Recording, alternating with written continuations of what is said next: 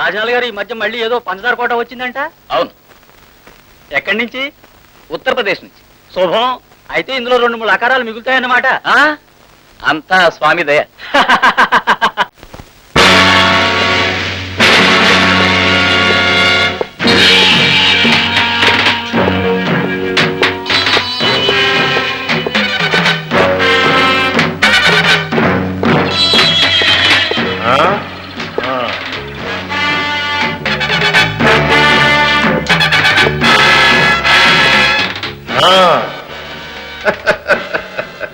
సహకార చక్కెర ఫ్యాక్టరీ పెట్టి ప్రజలతో సహకరిస్తున్నా. నువ్వు ఒక పెద్ద మనిషివి. You are a gentleman. Okay okay. Oh inspector, nice. నీ అనుభవం అంత లేదు నా వయస్సు. అవును, బుద్ధి గడ్డిదిని సంపాదించే నీ అనుభవం నాకెక్కడుంది? నువ్వు ఒక పెద్ద మనిషివి. ఓకే.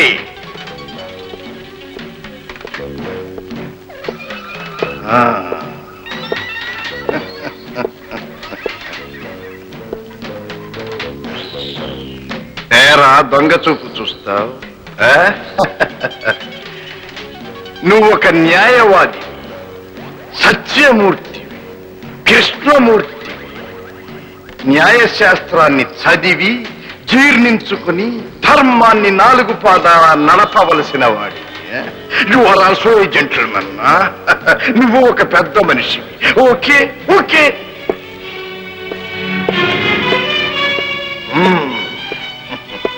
మీరందరూ పెద్ద మనుషులు.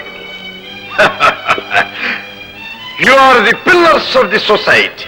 No no, you are the real killers of the society. మీరే సంఘాన్ని, దేశాన్ని నాశనం చేస్తున్నారు. మీరే దేశాన్ని అధోగతి పాలు చేస్తున్నారు. No toleration by your criminals. Should.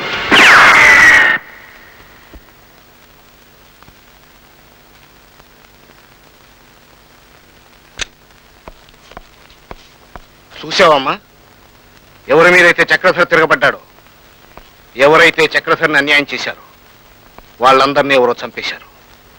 న్యాయస్థానం నుంచి అయితే తప్పించుకున్నారు కానీ న్యాయం నుంచి తప్పించుకోలేకపోయారు. ఇప్పుడు గాని చక్రధర్ బతుకుంటే ఈ సంగతి తెలుసుంటే ఎంతో సంతోషించేవాడు.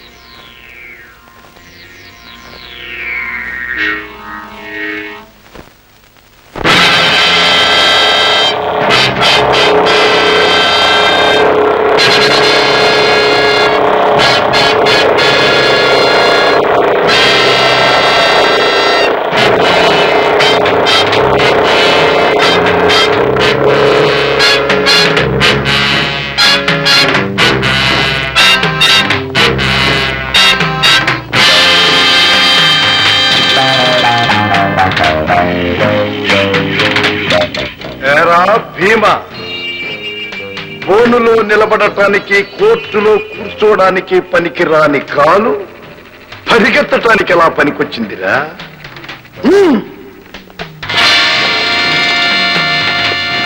ఓ ఇన్స్పెక్టర్, కాకి డ్రెస్ రేయ్ గంగిరెద్దులా వేసుకోగానే సరిపోలేదురా. ఆ కాకి బట్టల విలువేమిటో నీకు తెలుసా? తప్పుడు పనులు చేసేవాళ్ళు ఆ కాకి బట్టలు చూడగానే భయపడి తల ముట్టి పారిపోతారా. అన్యాయం జరిగిన వాళ్ళు ముందుగా పోలీస్ స్టేషన్కి వస్తారు. ఎందుకో నీకు తెలుసా? అక్కడ వాళ్ళకి రక్షణ కలుగుతుందని, న్యాయం జరుగుతుందని. ప్రభుత్వం ఏమిటో తెలియని వాళ్లకు పోలీస్ స్టేషన్ ప్రథమ ప్రభుత్వ కార్యాలయం. ఆ కార్యాలయంలో కూర్చున్న నువ్వు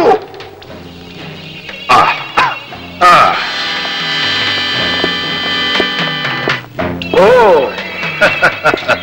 డాక్టర్, ప్రాణాలను కాపాడవలసిన నువ్వు డబ్బుకు లోబడి దొంగ సర్టిఫికెట్లు ఇచ్చి అన్యాయం చేసిన వాళ్లను రక్షించడానికే నీ వృత్తిని దుర్వినియోగం చేస్తావా? నీ బ్రతుకు కూడా ఇక్కడ రాళ్ల పాలు కావాలిరా. వీణిటు కాదు, అటు తీసుకోవడానికి.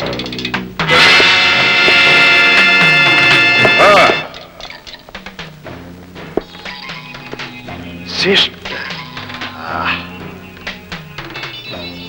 ఏ sweet name, A divine sentimental feeling. Universal brotherhood and humanitarian service should be the motto of your life. కానీ నీ జీవితం నారీలోకానికే మాయని మచ్చ. ఛ! నిన్ను నేను శిక్షించలేను, కానీ నిన్ను వదలి నారీలోకానికి ద్రోహం చెయ్యను లేను. తీసుకువెళ్ళండి.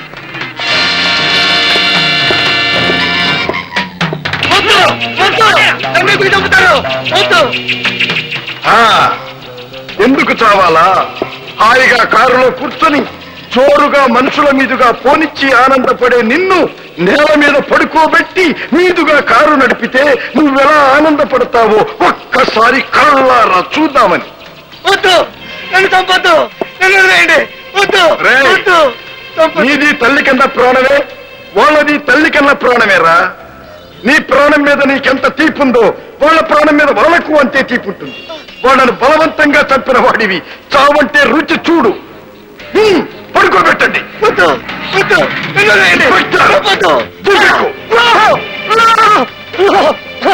నేను చేయను, నేను చేయను, నన్ను చంపొద్దు. ఇన్స్పెక్టర్, ఆ పడుకున్న వాడి మీదుగా జీపు 60 మైళ్ళ వేగంగా వెళ్ళాలి. నేను చెప్పలేను.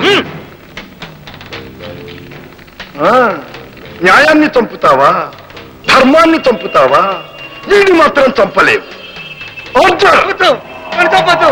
వద్దు, నన్ను చంపొద్దు.